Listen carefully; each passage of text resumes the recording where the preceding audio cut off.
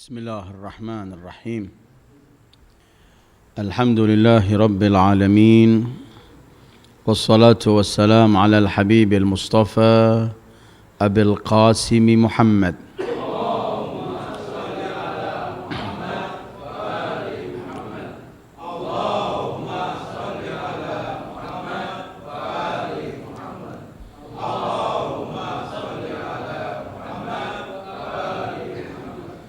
وآله الطيبين الطاهرين وأصحابه المنتجبين ومن تبعه بإحسان إلى يوم الدين اللهم بحق محمد وآل محمد عليك صل على محمد وآل محمد وارزقنا ووالدينا وأزواجنا وأولادنا وذرياتنا من بعدنا حب محمد وآل محمد اللهم أحينا على ذلك وأمتنا على ذلك واحشرنا في زمرة من أحب محمدا وآل محمد مع محمد وآله يا كريم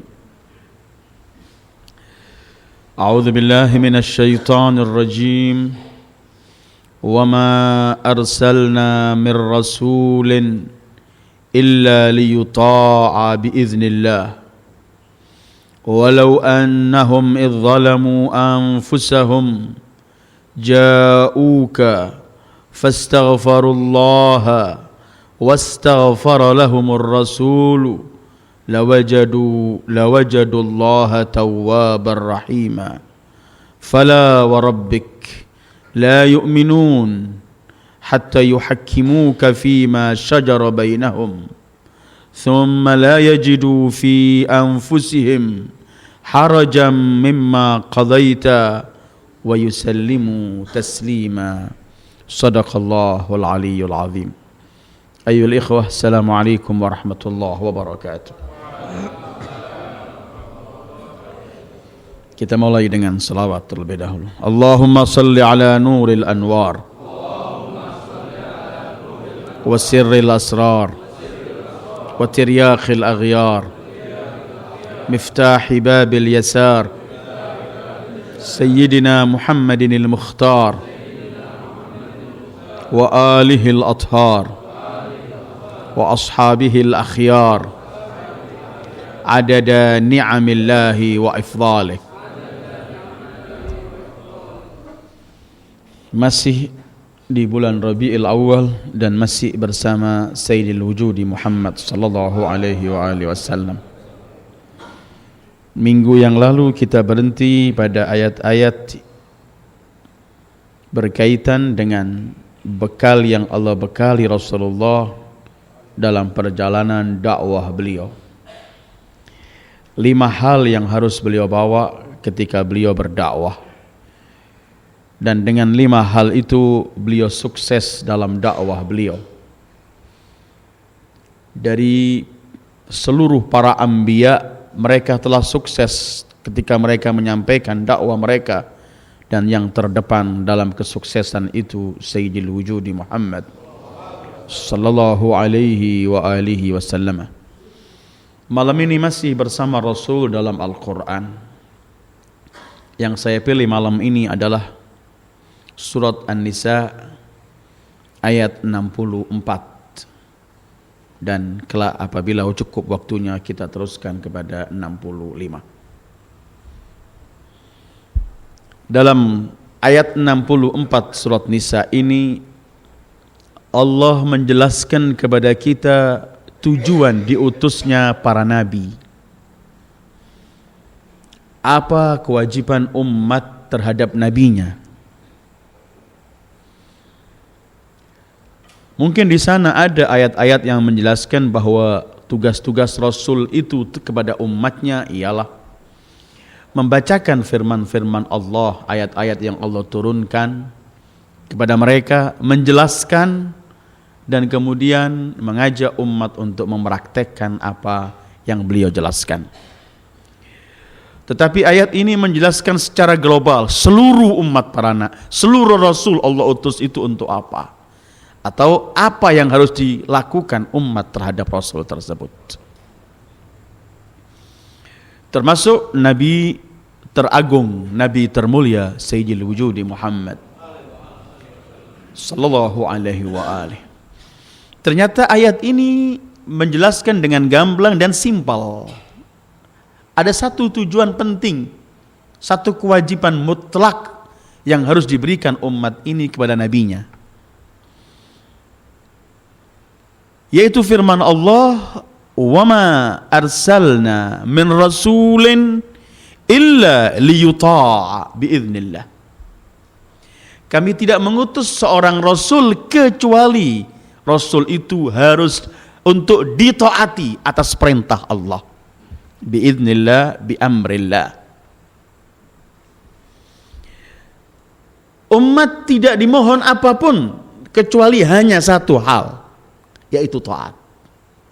Karena Rasul tidak pernah membawa sesuatu dari diri Rasul sendiri, tapi semua yang dibawa Rasul, semua yang disampaikan Rasul, semua yang dibacakan Rasul, itu murni hanya dari Allah.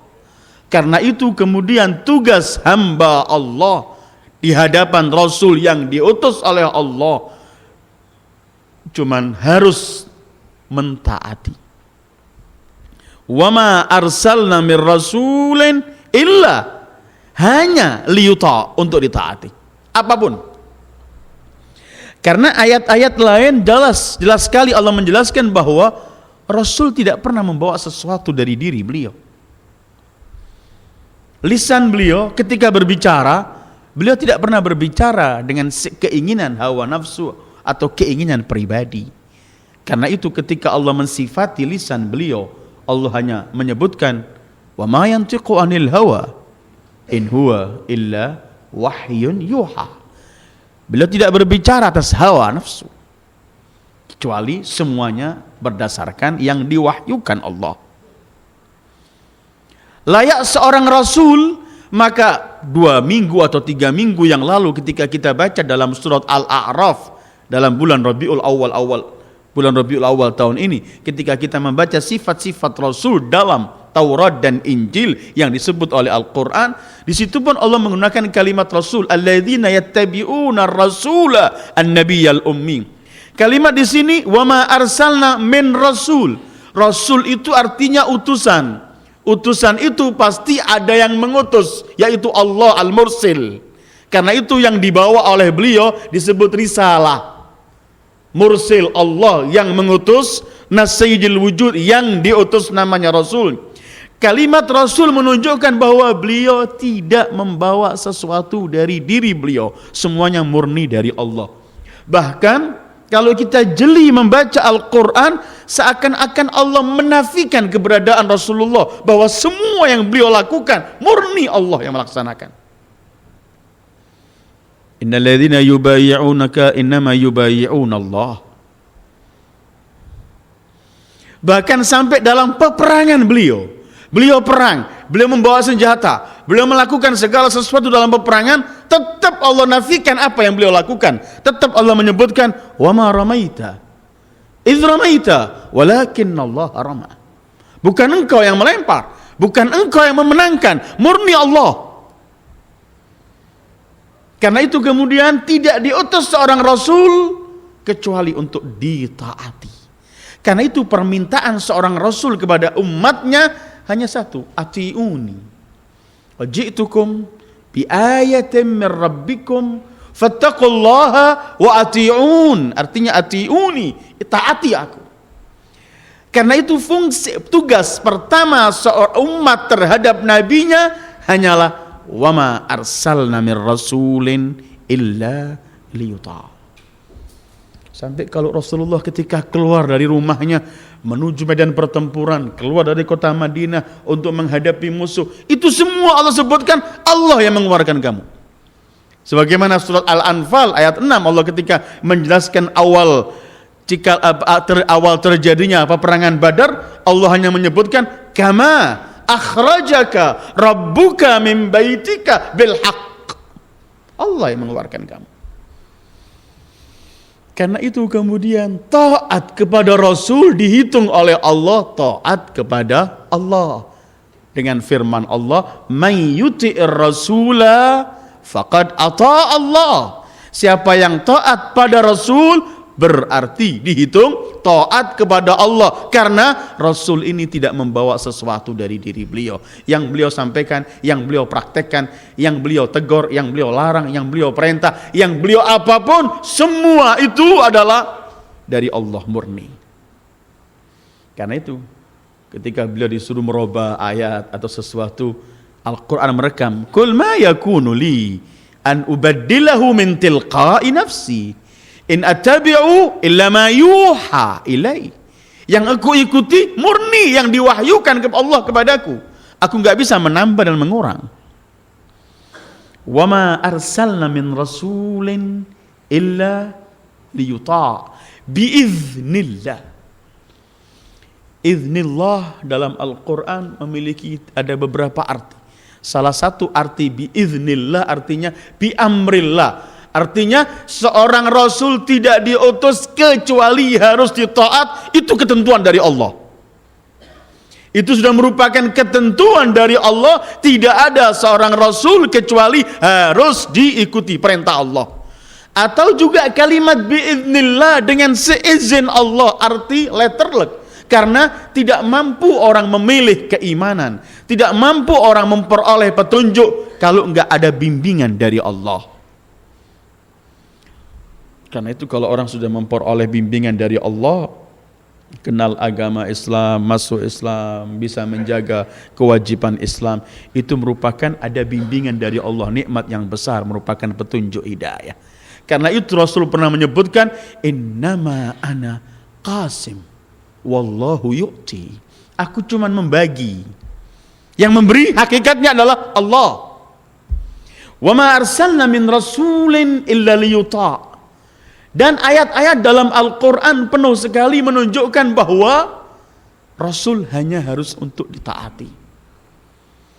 Ada beberapa ayat kita akan lewat, karena kita akan berhenti pada beberapa hal dalam kalimat dalam ayat ini. Tapi yang pertama adalah ketentuan Allah tidak diutus seorang Rasul kecuali untuk ditaati. Apa yang akan, kalau Allah meminta sesuatu agar umat memberikan kepada Rasulnya satu masalah ini untuk ditaati seorang Rasul, pasti di balik permintaan ini ada sesuatu. Karena Allah ketika meminta, Allah ketika memerintahkan, itu tidak ada kepentingan dari Allah. Pasti ada sesuatu yang indah yang Allah ingin berikan kepada hambanya. Karena Allah kan tidak ada kepentingan dengan apa yang Allah minta untuk kita. Kalau kita lakukan, ya kita yang untung, begitu. La tanfa'uhu. Imam Ali bin Abi Thalib mensifati Allah, la tanfa'uhu ta'atu man ata' wa la tadurruhu ma'siyatu man asa. Tidak akan Allah memperoleh keuntungan dari orang yang taat kepadanya, dan tidak memperoleh kerugian dari orang yang melanggar Allah. Yang taat untuk dirinya, faman syakara fa innama yashkuru li nafsihi wa man kafara fa inna rabbi ghaniyyun karim. Allah Maha Kaya. Apa kalau kita membaca Al-Quran di balik taat kepada Rasul itu apa? Ada beberapa hal. Pertama, orang yang memberikan ketaatannya hanya untuk Rasul, atau orang yang taat kepada Rasul, itu orang yang akan memperoleh curahan rahmat dari Allah. Allah berfirman dalam surat An-Nur ayat 56, wa aqimus salata wa atuz zakata wa ati'ur rasula la'allakum turhamun. Dirikan salat, tunaikan zakat, taati Rasul agar kalian memperoleh rahmat dari Allah. Memang laksanakan sholat, zakat itu termasuk taat pada Rasul. Tapi Allah sendirikan, karena dalam sekian yang harus ditaati ada hal-hal yang penting. Termasuk yang penting, hubungan kita dengan Allah adalah sholat, hubungan kita sesama hamba Allah adalah mengeluarkan hak atau zakat. Tetapi ayatnya adalah wa ati'ur rasula la'allakum turhamun. taatilah Rasul agar kalian memperoleh rahmat dari Allah. Memang tidak akan turun rahmat itu kalau enggak ada Rasulullah. Yang ingin lebih banyak memperoleh rahmat Allah harus lebih banyak mendekatkan diri kepada simbol rahmat Allah ini. Karena Allah utus beliau, wa ma arsalnaka illa rahmatan lil alamin. Atau kita mendengarkan bil mu'minina raufun rahim. Atau beliau pernah bersabda sallallahu alaihi wa alihi wasallam, innama ana rahmatun muhda. Sebenarnya aku ini rahmat yang dihadiahkan untuk kalian. Wa ati'ur rasula la'allakum turhamun. Seakan-akan rahmat ini hubungannya kepada Rasul. Karena sentral rahmat Allah di situ. Yang ingin mendapat lebih banyak rahmat Allah harus lebih banyak mendekatkan diri dan lebih banyak taat kepada beliau sallallahu alaihi wa alihi. Terus taat itu tidak juga, kedua ya, taat itu tidak membawa keuntungan Rasulullah sama sekali. Kalau kita taat Rasul nggak tambah besar kedudukannya di sisi Allah. Ya kedudukan kita akan lebih besar karena kita mendekatkan diri kepada manusia yang paling besar di sisi Allah. Kita maksiat pun Rasul nggak ada dosa karena kita melakukan maksiat, nggak ada hubungan. Allah berfirman juga dalam surat An-Nur 54. Qul ati'ullaha wa ati'ur rasul fa in tawallaw fa innama alaihi ma hummila wa alaikum ma hummiltum. Taatlah kepada Allah dan taatlah kepada Rasul. Kalau mereka berpaling darimu, sallallahu alaihi wa alihi berpaling, maka bagi Rasul apa saja itu telah ditugaskan kewajiban beliau. Wa alaikum, dan kepada kalian yang berpaling, kalian yang akan menerima sanksi keberpalingan kalian itu. Terus wa in tuti'uhu tahtadu. Kalau kalian mentaatinya, tuti'uhu dhamir untuk sallallahu alaihi wa alihi, jaminan Allah tahtadu, kalian akan memperoleh petunjuk dari Allah. Petunjuk ini enggak pernah habis ayyuhal ikhwah. Petunjuk ini setiap hari kita disuruh minta oleh Allah. Kita setiap sholat berkata ihdinas siratal mustaqim. Kehidupan kita ini banyak yang kita lakukan, banyak aktivitas, banyak pekerjaan, banyak yang harus kita lakukan untuk menuju kepada Allah. Semua ini kalau bimbingannya sedikit, kita akan zigzag dalam kehidupan. Tetapi kalau bimbingan Allah terus menyertai kita, kita akan memperoleh kesuksesan dunia dan akhirat. Salah satu cara untuk memperoleh rahmat Allah, taat pada Rasul. Salah satu cara untuk selalu mendapat bimbingan dari Allah adalah firman Allah, wa in tuti'uhu tahtadu. Kalau kalian bertaat kepadanya, kalian akan memperoleh petunjuk. Karena memang Rasul disebut oleh Allah, innaka tahdi la tahdi wa innaka la tahdi ila siratim mustaqim. Kamu adalah memberi petunjuk kepada jalan yang lempang.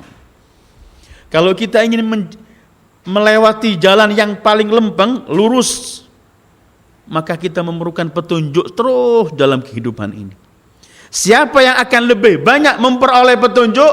Orang yang dekat dari sumber pembawa petunjuk itu, yaitu beliau Sayyidil Wujudi Muhammad sallallahu alaihi wa alihi. Taat kepada beliau akan memperoleh rahmat Allah. Taat kepada beliau akan memperoleh petunjuk. Berpaling dari beliau, kita sendiri yang rugi, bukan, nggak ada hubungan pada Allah. Dan keempat, taat kepada Rasul. Taat kepada Rasul yang Allah utus itu agar kita taati. Taat kepadanya merupakan jaminan untuk memperoleh kebahagiaan dunia dan akhirat. Jaminan. Jaminan mutlak. Orang menjadi muflih, beruntung, menjadi sukses tolak ukurnya bersama Rasul sallallahu alaihi wasallam. Juga An-Nur ayat 51. Ketika Allah berfirman, dan pernah kita berhenti pada ayat ini. Innama kana qaulal mu'minin idza du'u ila Allahi wa rasulih liyahkuma bainahum an yaqulu sami'na wa ata'na wa ulaika humul muflihun. Sebenarnya tidak ada ungkapan bagi seorang mukmin apabila diajak kepada Allah dan Rasulnya kecuali hanya berkata sami'na, kami mendengar, kemudian wa ata'na, kami taati. Kemudian Allah sifati wa ulaika humul muflihun. Orang yang cuma sami'na dan ata'na itulah orang-orang yang bahagia, muflih, sukses, bahagia di mana? Dunia dan akhirat. Karena nanti teriakan penghuni neraka itu, ketika disiksa di neraka, itu mereka bukan cuma teriak, coba dulu saya taat pada Allah. Bukan cuma begitu saja, tapi teriakan mereka, coba dulu kami taat pada Allah dan pada Rasul. Al-Ahzab 66, Allah berfirman, A'udzubillahi minasyaitonir rajim. Yauma tuqallabu wujuhuhum fin-nar. Yaquluna ya laitana ata'na Allah wa ata'na ar-rasula. Ketika mereka dibakar di neraka, teriakan mereka, ya laitana, coba aduhai, coba dulu kami ata'na Allah, taat pada Allah, wa ata'na ar-rasula, dan taat pada Rasul sallallahu alaihi wasallam. Ini ayat-ayat yang menjelaskan kepada kita bahwa sesuai dengan Allah mengutus seorang Rasul hanya supaya ditaati. Ternyata kenapa Allah minta ini? Karena ternyata taat kepada Rasul itulah kunci kesuksesan hidup dunia dan akhirat. Di situ kita memperoleh rahmat, di situ kita memperoleh petunjuk, di situ kita memperoleh kebahagiaan, kesuksesan dunia dan akhirat. Wa ma arsalna min rasulin illa liyuta'. Karena itu dalam surat Muhammad, dan pernah juga kita baca, Allah menjamin orang yang mengikuti Rasulullah, apa yang dibawa Rasulullah, Allah berikan dua hal: diampuni dosanya dan diperbaiki urusannya dan keadaannya. Walladzina amanu bima nuzzila ala Muhammadin wa huwal haqqu min kaffara anhum sayyi'atihim wa aslaha balahum. Kafar, diampuni kesalahan-kesalahan mereka. Kedua, wa aslaha, diperbaiki keadaan dan urusannya. Dan ini artinya ulaika humul muflihun. Diperbaiki artinya supaya menjadi orang sukses di dunia dan akhirat. Karena itu ada seorang manusia yang begitu dekat pada Rasulullah, sehingga dia tidak melihat dunia ini ada kecuali hanya penciptanya Allah, dan kemudian yang dilihat Rasulullah. Tidak pernah melihat dirinya ada di hadapan Rasulullah. Manusia itu setiap hari hidup bersama Rasulullah mulai kecil, nggak pernah bisa. Dan akhirnya manusia itu dipilih oleh beliau sebagai pintu kota ilmunya. Orang ini ketika ingin menggambarkan kedudukannya di hadapan Rasulullah, dan ketika ingin menggambarkan keagungan kedudukan Rasulullah, bahwa dirinya di hadapan Rasul tidak ada artinya, beliau cuman dengan bangga beliau berkata, ana abdun min abidi Muhammad. Ini ungkapan singkat Imam Ali bin Abi Thalib. Aku hanya budak dari budak Muhammad. Kapan seorang budak pernah memiliki dirinya? Dia cuma memiliki yang tuannya, majikannya. Artinya dia nggak memiliki dirinya. Ini murni taat. Tidak memiliki sesuatu, cuman ana abdun min abidi Muhammad. Ini sesuai dengan jalur Al-Quran yang menjelaskan bahwa Rasul harus hanya ditaati, sehingga sudah tidak ada. Ini yang perlu kita tingkatkan ayyuhal ikhwah, dan kita dalam hari-hari mengenang Rasulullah di bulan Rabiul Awal, ayo kita jadikan diri kita ini tidak ada di hadapan Rasulullah. Ayo yang kita idolakan ini cuma Rasulullah, yang kita agungkan cuma Rasulullah. Tolak ukur hidup kita Rasulullah. Mau melangkah apapun, kalau beliau kita lihat, kalau beliau senang dalam perbuatan ini, ayo kita lakukan. Kalau enggak, kita tinggalkan. Jangan pernah bangga dengan selain Rasulullah. Kalau kita pernah bangga kepada selain Rasulullah, kita akan enggak ketemu kepada jalan yang benar. Ada manusia yang mengenal Rasulullah sebelum Rasulullah lahir. Salman. Salman ini habis umurnya untuk mencari Rasulullah. Membaca buku-buku terdahulu yang turun dalam Taurat, Injil, dan selain itu semua dibaca mengenai sifat-sifat Rasulullah. Sehingga ia ingin ketemu Rasulullah. Dihabiskan hidup untuk mencari Rasulullah. Dari keluarga orang kaya sampai menjadi budak, dijual karena ingin mencari Rasulullah. Yaitu Salman, yang kemudian mendapat titel besar dari Rasulullah. Titel yang paling tinggi, dan Rasul nggak memberikan ini kecuali berdasarkan perintah Allah. Dan dia nggak layak memperoleh hal ini kecuali memang Allah tahu bagaimana orang ini mencintai Rasulullah dan menganggap dirinya tidak ada di hadapan Rasulullah. Karena itu ketika Salman sampai jadi budak, akhirnya masuk di kota Madinah, dia jadi budak, ikut budaknya orang Yahudi. Ketika ia mendengar orang-orang Yahudi mulai mengatakan Muhammad datang dari Makkah, dia langsung gemetar mendengar nama Rasulullah. Hidupnya habis untuk mencari orang ini. Kemudian dia terakhir melihat sifat-sifat Rasulullah, menerima menolak sedekah, menerima hadiah, dan ada khatamin nubuwah, stempel kenabian. Dia mulai beri, dibilang sedekah enggak diterima.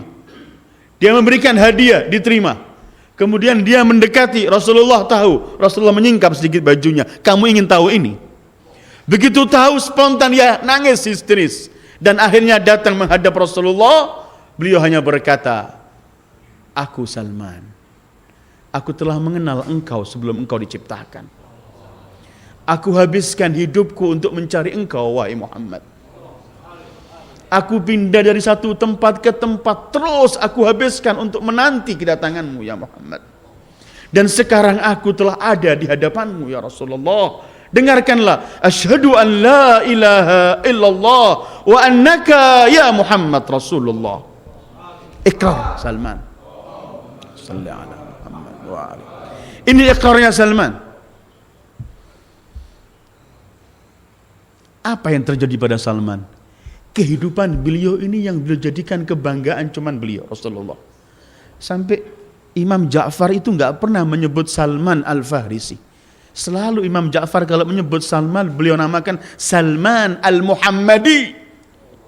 Dapat titel Salman Al-Muhammadi karena semua hidupnya cuma Rasulullah. Pernah orang-orang duduk dengan dia, ingin menjatuhkan kedudukannya, menganggap dia bukan orang Arab, ajam, dia yang asalnya budak.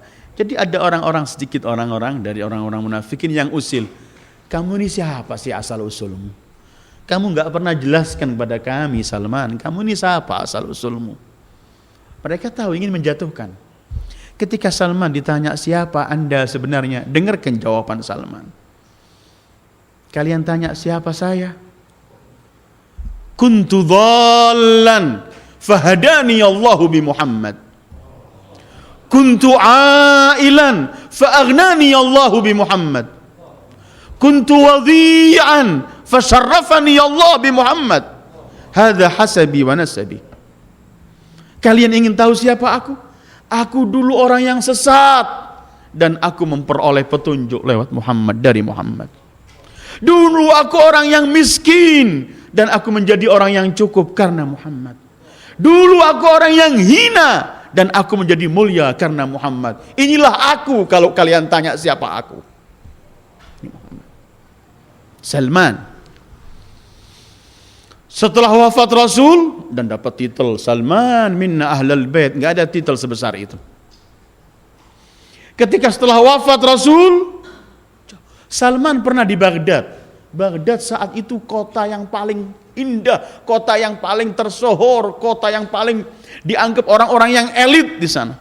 Salman saat itu sudah punya budak, pergi dengan budaknya, berhenti di salah satu tempat untuk makan. Di tempat di kota halayak ramai orang. Tahu-tahu kurma yang beliau bawa bekal ini jatuh. Ketika jatuh dilihat bersih, diambil kering kurma, dibersihkan. Sang budak loh ya, dia teriak sambil menjulit Salman, Salman, ini di kota besar, kamu di hadapan orang-orang elit. Ini perbuatan sesuatu yang jatuh kamu ambil, sesuatu yang gak indah. Apa jawaban Salman sambil membersihkan kurma yang bersih ini? Sebelum beliau makan, beliau berkata, A'atruku sunnata habibi lihaula'il humaqa. Apakah akan kutinggalkan sunnah kekasihku Muhammad karena cuma malu sama orang-orang dungu ini? Lah. Tidak ada semua ini. Yang ada cuma Sayyidul Wujudi Muhammad sallallahu alaihi wa alihi wasallam. Ini apabila orang mengenal Rasulullah dan tahu apa yang harus diberikan untuk Rasulullah, maka dia tidak pernah melihat dirinya. Gak kucing-kucingan dia. Gak di hadapan orang taat pada Rasulullah, sendiri melawan Rasulullah. Tidak. Dia cuma yang jadikan kebanggaan hidupnya Rasulullah. Patokan hidup. Sallallahu alaihi wa alihi. Wa ma arsalna min rasulin illa liyuta' biiznillah, bi amrillah. Karena bi amrillah bisa juga bi lutfillah, artinya dengan petunjuk Allah, kemuliaan Allah, sebagaimana Allah pernah berfirman, wa ma kana li nafsin an tu'mina illa bi iznillah. Kemudian walau annahum izzalamu anfusahum. Allahu akbar. Pertama, ketentuan pertama, kami enggak mengutus seorang rasul kecuali hanya untuk ditaati dengan ketentuan Allah dan bimbingan serta petunjuk dari Allah. Kedua, walau annahum izzalamu anfusahum. Kalau sekiranya mereka menzalimi diri mereka. Renungkan kalimat ini. Kalimat pertama kan harus ditaati. Ketika membicarakan orang-orang yang enggak taat kepada Rasulullah, bahasa Al-Quran enggak mengatakan walau annahum id asawullaha wa rasul. Kalau mereka bermaksiat pada Allah dan Rasul, tidak. Tapi Allah menggunakan kalimat walau annahum idzalamu anfusahum sebagai isyarat bahwa tidak taat pada Rasul itu enggak merugikan Rasul, tapi yang enggak taat pada Rasul sedang mendolimi diri sendiri, karena ia yang akan menyesal, karena enggak taat pada Rasul akan mendapatkan sanksi. Karena itu Allah gunakan kalimat orang yang tidak taat pada Rasul, artinya orang yang mendolimi dirinya sendiri. Apa sih zalim itu? Meletakkan sesuatu bukan pada tempatnya. Tempatnya Rasul harusnya ditaati, maka tidak memberikan taat pada Rasul berarti mendolimi diri sendiri. Tadi kan kita baca firman Allah, alaihi ma hummil wa alaikum ma hummiltum. Kalau kalian enggak ikut Allah, enggak ikut Rasul, enggak taat pada Rasul, kalian sendiri yang rugi. Kalian sedang mendolimi diri sendiri. Jadi digunakan orang yang berdosa di sini, melanggar Rasul, Allah gunakan kalimat zalama. Dan itu masih banyak ayyuhal ikhwah. Silahkan Anda membaca ayat-ayat Al-Quran, selalu Allah menggunakan orang yang berbuat dosa itu, bahasa Al-Quran, yadhlimu nafsah, orang yang sedang mendolimi dirinya sendiri. Bagaimana mendolimi dirinya? Semestinya ketika ia taat kepada Allah, ia akan memperoleh rahmat, ia akan memperoleh bimbingan, ia akan memperoleh kesuksesan dan kebahagiaan dunia dan akhirat. Tapi ketika tidak mengikuti Rasul, berarti dia jauh dari rahmat, dia jauh dari bimbingan, dan ia jauh dari kebahagiaan dan kesuksesan. Maka berarti ia sedang mendolimi diri sendiri. Karena itu kadang-kadang kalau Allah memberikan siksaan pada umat, entah itu dihancurkan, dikirim bala, Selalu Allah menyebutkan wa ma zalamahumullah walakin kanu anfusahum yadhlimun. Ketika aku turunkan siksaan ini bukan Allah menzalimi mereka, tapi mereka sendiri menzalimi diri mereka sendiri. Kapan akan ada siksa Allah turun kalau bukan karena pelanggaran? Allah tidak pernah akan menyiksa hambanya. Ma yaf'alullah bi'adzabikum in syakartum wa amantum wa kana Allahu syakiran alima. Kenapa Allah harus menurunkan siksaan untuk kalian selagi kalian beriman dan bersyukur? Enggak ada. Kullan akhadna bidzambih. Begitu Allah menjelaskan. Setiap kami memberikan bencana atau azab untuk umat, semua itu kami berikan karena dosa yang mereka lakukan. Berarti dosa itu mendolimi diri, karena dengan perbuatan dosa kita akan sengsara. Berarti kita mensia-siakan dan mendolimi diri sendiri. Karena itu firman-Nya, walau annahum idzalamu anfusahum ja'uk. Walau annahum idzalamu anfusahum ja'uka. Allah. Pertama, dalam ayat ini pertama ya, ketentuan Allah enggak mengutus Rasul kecuali untuk ditaati. Pembahasan kedua, orang yang berpaling dari Rasul itu berarti sedang menzalimi diri sendiri. Tapi kalau orang menzalimi diri sendiri kemudian ingin mensucikan kembali, ingin taubat kembali, ini pembahasan ketiga. Walau annahum idzalamu anfusahum ja'uka. Coba mereka orang-orang yang berbuat dosa, orang-orang yang sedang menzalimi diri mereka, coba mereka itu datang kepadamu untuk memperoleh ampunan dari Allah. Ja'uka, kemudian mereka datang kepadamu, fastaghfirullah, memohon ampunan dari Allah, kemudian wastaghfara lahumur rasul, dan Rasul memintakan ampun untuk mereka, barulah wajadu, mereka akan menemukan Allah tawwaban rahima. Ternyata Allah angkat tinggi kedudukan Rasul. Beliau diutus untuk ditaati.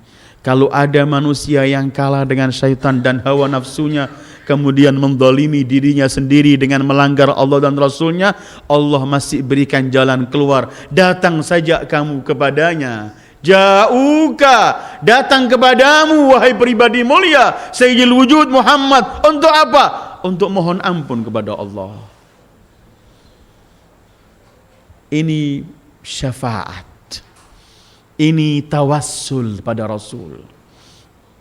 Ini yang dianjurkan kita baca ayat ini oleh para imam Ahlul Bait kalau kita mau ziarah di kuburan Rasulullah sallallahu alaihi wa alihi. Mudah-mudahan kita semua diberi berkah oleh Allah, dimurahkan rezeki bisa sampai langsung ke hadapan pusara Rasulullah. Ini yang kita baca. Ya Allah, mereka orang-orang yang berbuat dosa kamu anjurkan untuk datang kepada nabimu. Sekarang kami menghadap kuburan nabimu sallallahu alaihi wa alihi. Ja'uka, datang kepadamu. Kenapa enggak langsung walau annahum idzalamu anfusahum fastaghfirullah?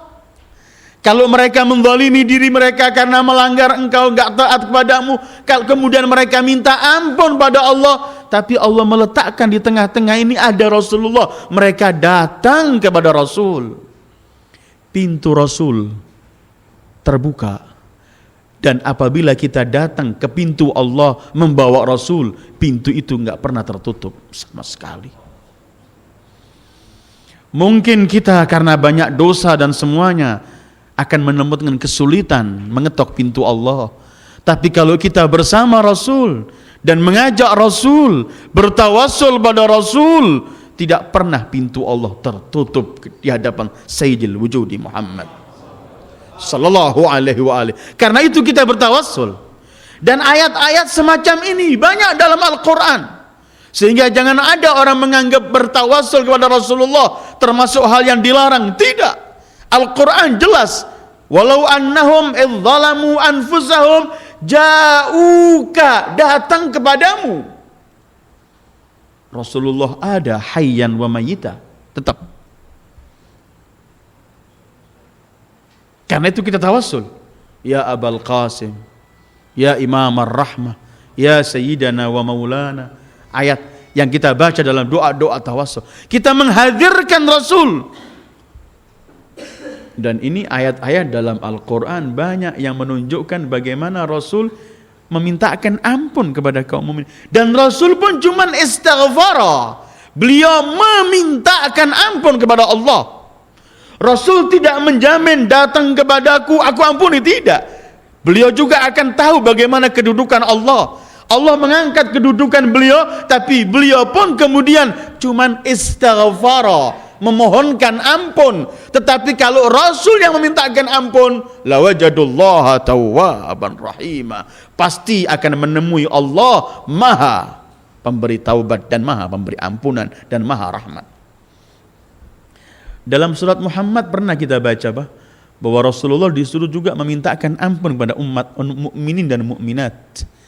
Allah berfirman dalam surat Muhammad ayat 19, A'udzu billahi minasyaitonir rajim, fa'lam annahu la ilaha illallah wastaghfir li dzambika walil mu'minina wal mu'minat.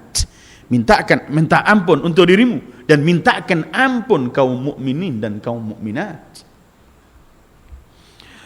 Karena ada dalam surat Al-Munafiqun, Allah pernah jelaskan orang yang dimintakan ampun Rasulullah kadang-kadang ditolak oleh Allah.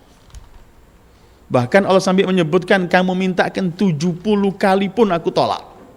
Tapi ini bukan berarti Rasulullah enggak memiliki kedudukan di sisi Allah. Tapi ditolaknya orang minta ampun dan Rasul memohonkan ampun kepada mereka ini karena dari pertamanya mereka apabila diajak untuk pergi Rasulullah, mereka enggak mau.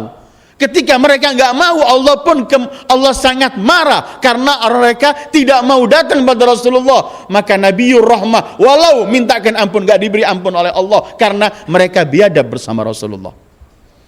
Allah berfirman dalam surat Al-Munafiqun, A'udzu billahi minasyaitonir rajim. Wa idza qila lahum ta'alu yastaghfir lakum Rasulullah lawaw ru'usahum wa ra'aitahum yasudduna wa hum mustakbirun. Kalau mereka dikatakan orang-orang munafikin, ta'alu, kemarilah, yastaghfir lakum Rasulullah, Rasulullah akan mintakan ampun untuk kalian. Allah membukakan agar Rasul mintakan ampun. Seperti di sini, ja'uka fastaghfarullah wastaghfara lahum Rasul. Di sini mereka dipanggil, ta'alau, kemarilah, datanglah pada Rasul dan Rasul akan mintakan ampun untuk kalian. Tapi mereka lawaw ru'usahum, mereka berpaling. Wa ra'aitahum yasuddun, mereka berpaling. Dan dalam keadaan sombong, menolak, berpaling, sombong. Allah diajak agar kembali ke Rasulullah, agar Rasul mintakan ampun, mereka hadapi dengan 3. Menolak dengan jangan menggoyangkan kepalanya, berpaling, dan congkak. Setelah ini baru ayat berikutnya, sawa'un alaihim astaghfarta lahum am lam tastaghfir lahum la yaghfirallahu lahum innallaha la yahdi al-qaumal fasiqin. Sama saja wahai pribadi mulia, kamu mintakan ampun atau tidak kamu mintakan ampun, tetap mereka enggak bakal diberi ampun oleh Allah. Kenapa? Karena mereka sudah begitu biadab di hadapan Sayyidil Wujud Muhammad sallallahu alaihi wasallam. Berarti ayat itu, ayat-ayat yang saya baca surat Munafikin tadi menunjukkan bahwa Rasul ini juga hamzatu waslin, penghubung orang yang memiliki perbuatan dosa untuk memperoleh ampunan di hadapan Allah. Hendaklah mengetuk pintu Rasulullah agar bertawassul dan Rasul memohonkan ampun.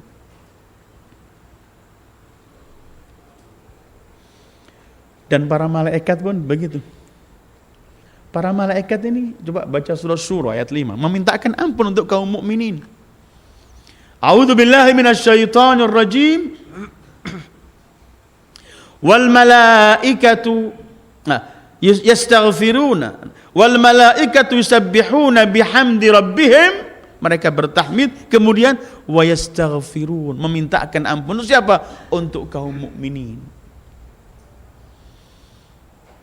Kita bisa membaca surat Yusuf, kejadian saudara-saudara Nabi Yusuf telah memperlakukan perilaku keji terhadap Nabi Yusuf. Setelah sampai sekian tahun, dalam riwayat 36 tahun baru terbongkar ketika mereka menemukan Yusuf, dan kemudian mereka menyesal, minta maaf pada Yusuf, diampuni oleh Nabi Yusuf. Kemudian mereka datang nangis kepada Yakub. Mereka ketika datang kepada ayahnya Yakub, mereka berkata, hai ayah kami, tolong mintakan ampun kepada Allah. A'udzubillahi minasyaitonir rajim. Ya abana astaghfir lana dzunubana inna kunna khati'in. Qala saufa astaghfiru lakum rabbi. Aku akan mintakan kalian ampun pada Allah. Berarti bahwa tawassul, dan saya tidak akan membicarakan masalah bab tawassul, sudah pernah kita kaji berapa tahun yang lalu sebelum kita mulai tawassul tiap malam Rabu ini. Tapi jelas ayat ini juga menjelaskan, walau annahum idzalamu anfusahum ja'uka, datang kepadamu. Ini yang kalau kita datang, kalau kita marhabanan dalam maulud itu, innal musiiina qad ja'uka istaghfirunallah. Ini sesungguhnya orang-orang yang berbuat dosa telah datang menghadapmu ya Rasulullah. Mereka mohon ampun pada Allah, tapi membawa Rasulullah sallallahu alaihi wasallam. Beliau kan pernah mengatakan begini, bersabda sallallahu alaihi wasallam, artinya kalau kalian doa, dahului dengan salawat kepadaku, dan kemudian berdoa, dan akhirilah dengan salawat. Karena salawat itu pasti diterima oleh Allah, maka yang di tengah ini akan ditakabulkan oleh Allah, karena membawa nama beliau. Ini kan kekasih Allah. Setiap kita bawa kekasih Allah ini kepada Allah, pintu Allah enggak pernah tertutup. Walau annahum idzalamu anfusahum ja'uka fastaghfirullah, memohon ampun pada Allah. Ayat ini pun mengajarkan kepada kita untuk menghargai kedudukan Sayyidil Wujudi Muhammad. Sampai dalam urusan kita minta ampun kepada Allah, kita masih, padahal Allah buka pintunya berlebar-lebar. Kapanpun kita derek mohon ampun pada Allah, langsung kepada Allah. Tetapi karena kita tahu kelemahan diri kita, dosa yang begini banyak pada kita, kadang-kadang takut mengetuk pintu Allah. Karena itu kemudian kita bertawassul pada manusia yang mulia. Kalau engkau ya Allah melihat aku enggak layak engkau terima doaku, karena begini jauhnya aku membawa nama nabimu termulia, nama agung nabimu, yang engkau enggak pernah menolak apa yang diminta oleh nabimu. Seakan-akan Allah, kita diajari begitu oleh Allah. Karena memang hakikatnya sholat itu pun kita harus membawa Rasulullah, apalagi di luar sholat. Sholat kan sudah hubungan paling pribadi antara makhluk dengan Khalik, antara seorang hamba dengan Allah. Tetapi sholat itu pun harus kita hadirkan beliau di tengah-tengah kita, untuk kita berkata assalamu alayka. Hadir loh ini, khitabnya assalamu alayka, bukan alaihi. Assalamu alayka. Padahal tadinya semua dialog kita pada Allah, iyyaka Allah na'bud wa iyyaka nasta'in Allah. Tapi di tengah-tengah kita munajat sama Allah, kita disuruh hadirkan manusia mulia ini. Assalamu alayka ayyuhan nabi wa rahmatullahi wa barakatuh. Kenapa kita hadirkan di tengah-tengah kita hubungan paling pribadi sama Allah? Karena enggak ada kita tanpa Rasulullah. Kalau mau sampai pada Allah, ya harus kamu bawa Nabi termulia ini. Walau annahum idzalamu anfusahum ja'uka. Ini ja'uka, datang padamu. Jadi hakikatnya kita ini disuruh taat Rasulullah, disuruh selalu datang di hadapan Rasulullah. Enggak ada hari tanpa Rasulullah dalam kehidupan kita. Tidak ada. Selain kita bersyahadah kalau dalam salat wa asyhadu anna Muhammadan abduhu wa rasuluh, kita harus ada bahasa khitab, assalamu alayka. Karena tidak boleh kita berpisah dengan Rasulullah. Segala ini memang yang menghubungkan kita Rasulullah. Mau rahmat melalui Rasulullah, mau hidayah ya melalui Rasulullah, mau memperoleh kemuliaan dari Allah yang gak pernah turun kemuliaan tanpa Rasulullah. Walillahil izzatu wali rasulihi baru walil mu'minin. Gak ada tanpa Rasulullah, semuanya gak sampai. Jadi kalau kita ingin menaikkan sesuatu kepada Allah, bawa Rasulullah. Karena yang turun dari Allah kepada kita pasti melalui Rasulullah. Ayolah ikhwah, kita percaya atau tidak? Tapi hadisnya begitu gamblang, bahwa yang pertama Allah ciptakan dari semua makhluknya adalah Nur Muhammad. Artinya segala makhluk ini ada karena ada Nur Muhammad itu. Itu sebagai lambang sudah. Tidak ada yang turun dari Allah kecuali melalui beliau Sayyidil Wujud. Dan kalau kita ingin menaikkan sesuatu kepada Allah, Adam manusia pertama ayah kita tawassulnya pada Rasulullah. Siapa lagi? Nuh, Ibrahim, semua tawassulnya kepada Sayyidil Wujud Muhammad. Karena itu kemudian kalau kita sedang mendolimi diri sendiri dengan perbuatan dosa, dan dosa di sini, didolim di sini disebutkan Allah ketika kita melanggar Rasulullah. Jadi melanggar Rasulullah itu mendolimi diri. Tetapi ketika kita masih punya syaitan hawa nafsu terlanjur mendolimi diri, mau taubat, ya bawa lagi Rasulullah ini.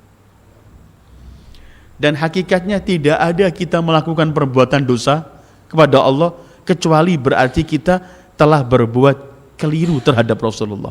Karena itu kalau ingin memperoleh ampunan dari Allah, ya bawa manusia yang kita lakukan keliru karenanya. Kapan kita melanggar? Kapan kita maksiat pada Allah? Berarti kita nggak gitu Rasulullah.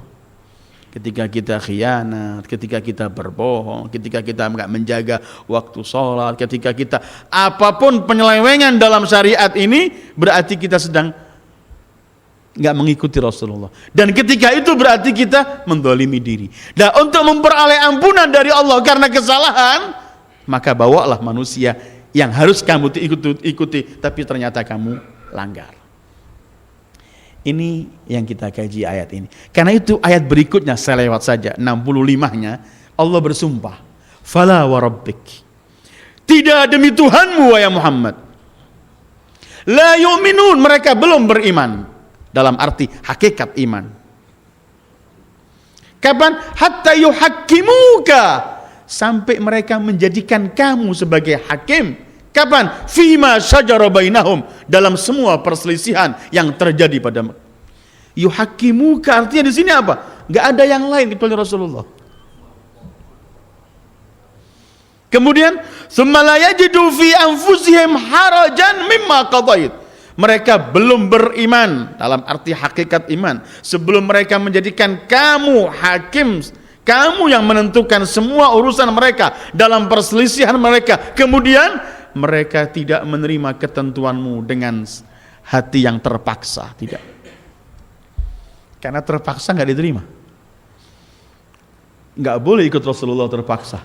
Karena ikut beliau artinya rahmat, ikut beliau artinya mendapat bimbingan, ikut beliau artinya kebahagiaan dunia dan akhirat. Karena itu, tsumma la yajidu fi anfusihim harajan, dhiqan, sempit, hawas, mimma qadaita, karena yang apa yang telah tentukan. Tetapi mereka harus wa yusallimu taslima, pasrah mutlak terhadap Rasulullah. Gak ada tawar menawar.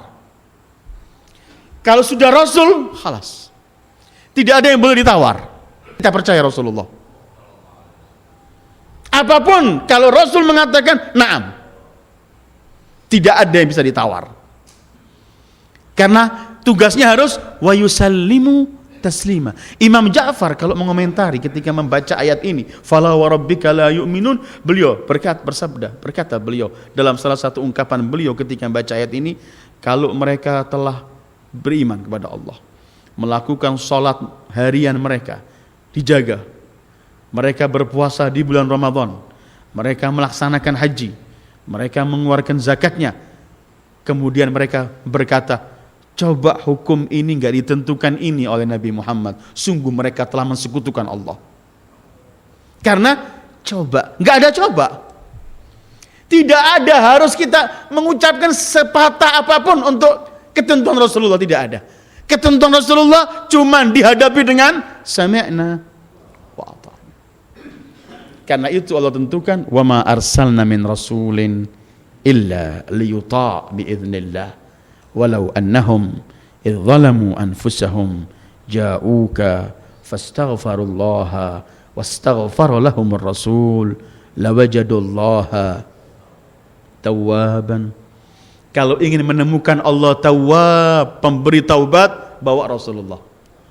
Kalau ingin menemukan Allah Rahimah, bawa Rasulullah sallallahu alaihi wa alihi. Di situ kita menemukan dosa-dosa kita diampuni dan kita menemukan Allah pembawa rahmat, Allah pemberi rahmat dan selalu memberikan rahmat itu kepada hambanya yang menginginkan. Mudah-mudahan Allah enggak pisahkan kita dengan Rasulullah dalam semua kehidupan kita, dan mudah-mudahan kita selalu memperoleh rahmat, petunjuk dan hidup bahagia dunia dan akhirat dengan mengikuti Sayyidil Wujud Muhammad sallallahu alaihi wa alihi wa sallallahu ala khairi khalqi Muhammad wa alihi ajma'in. Wassalamu alaikum warahmatullahi wabarakatuh.